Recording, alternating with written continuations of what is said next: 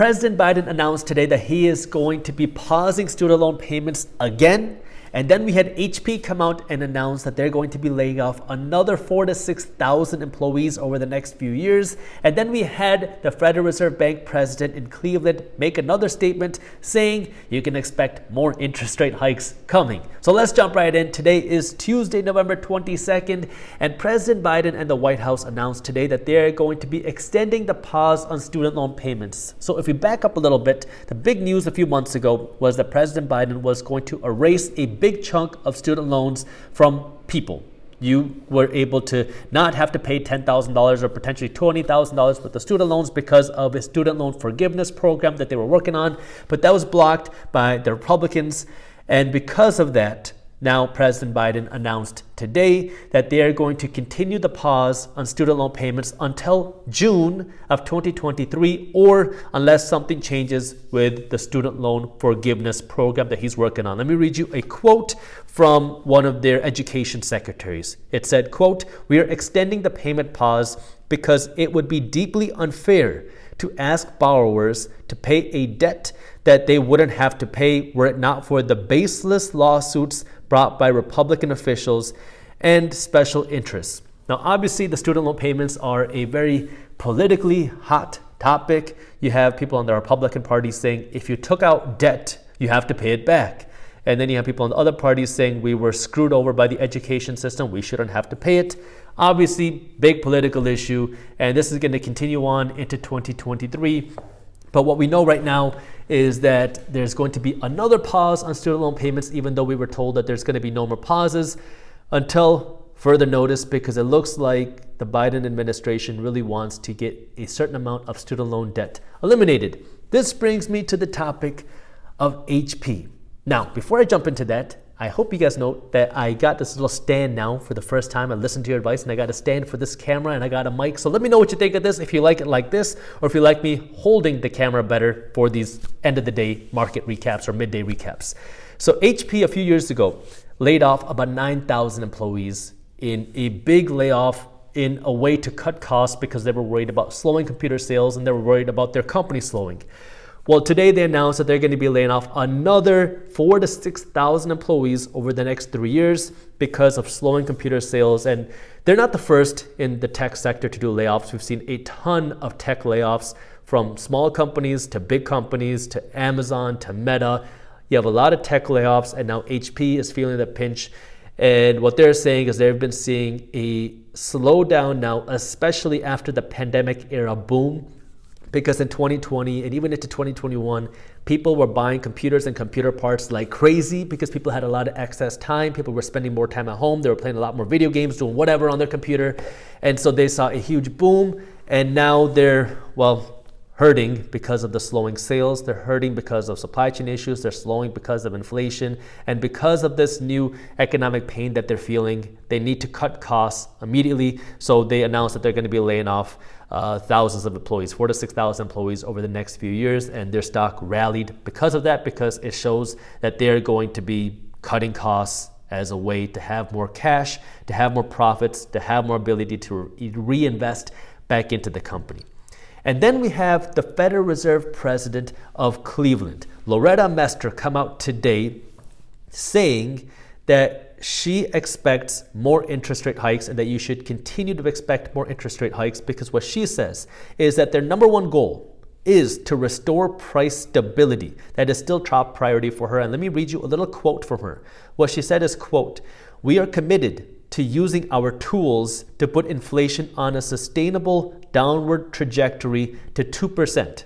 Now, inflation has come down to the high 7% based off of the CPI data. And this high inflation has been really celebrated in the stock market and by a lot of people, because a lot of people are claiming that the fight on inflation is over now that inflation has fallen to 7.7%-ish.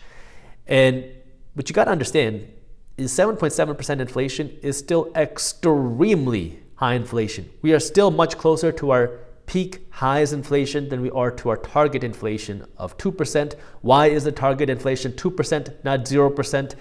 Well, that's a topic for a completely different video. But the target inflation right now is 2%.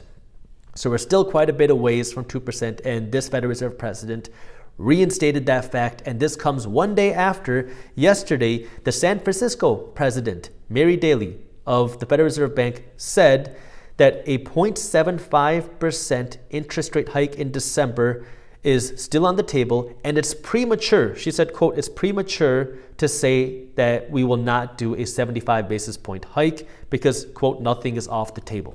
So yesterday we had the San Francisco Fed essentially saying that there's a big chance that we could do another 75 basis point hike, meaning a 0.75% hike in December. And now today we have another Federal Reserve Bank president saying that the number one goal is to bring inflation down because inflation is still high. And we all know now the high consequences of raising interest rates. Why are we raising interest rates? Because inflation is so high. When you raise interest rates, it makes borrowing money more expensive, and it makes the debt that you already have more expensive. So the most sensitive asset class to this is real estate. If you want to go and buy a home, well, when mortgage rates jump from 5% to 7%, you immediately see the effect of it because now your payments are significantly higher at 7% than they are at 5%. Well, there's a lot of asset classes that aren't as price sensitive to interest rates. You see that later on. For example, corporate debt. We have the highest amount of corporate debt we've ever seen, ever. And this corporate debt ballooned in especially 2020 and 2021. And corporations were able to borrow debt at the lowest rates we have ever seen. But the corporate debt isn't a 30-year fixed rate mortgage. It's short-term debt, meaning it readjusts every few years. Well, when these corporate debts start to readjust, the expenses of corporations are going to skyrocket because now their payments to service the debts are also going to go up. Imagine if you took an adjustable rate mortgage a few years ago and your initial payments were at 2% and now your debt is going to readjust at 7%. You're going to see a big increase on your monthly payments. And this is the issue that corporations are going to be facing into 2023 and 2024. You also have the national debt at the highest levels ever, and our national debt is not a fixed rate mortgage. Most of our treasury bonds, our loans to the government, are 5-year terms and less. So over the next 12 to 24 months, you're going to see a lot of government debt readjust at a higher interest rate, which means our government is going to have higher debt servicing payments, higher expenses, and that's going to cause more financial pain to the government, meaning they're going to need more revenue. How do you generate more revenue? Well, you need more people making money. You need more businesses making money. This comes at a time where the economy is slowing. When the economy is slowing, businesses are making less money, people are making less money, which generally means less tax dollars for the government. And so that could create a crunch where the government needs more tax revenue, aka higher taxes, in order to service all their debt payments. This would come at a time where corporations need more dollars in order to service the higher debt payments. And corporations get more dollars by selling more stuff. And how do you sell more stuff? You need people to have money to buy your stuff. And this comes at a time when the economy is slowing. So you can start to see all the different factors in the economy starting to come to play.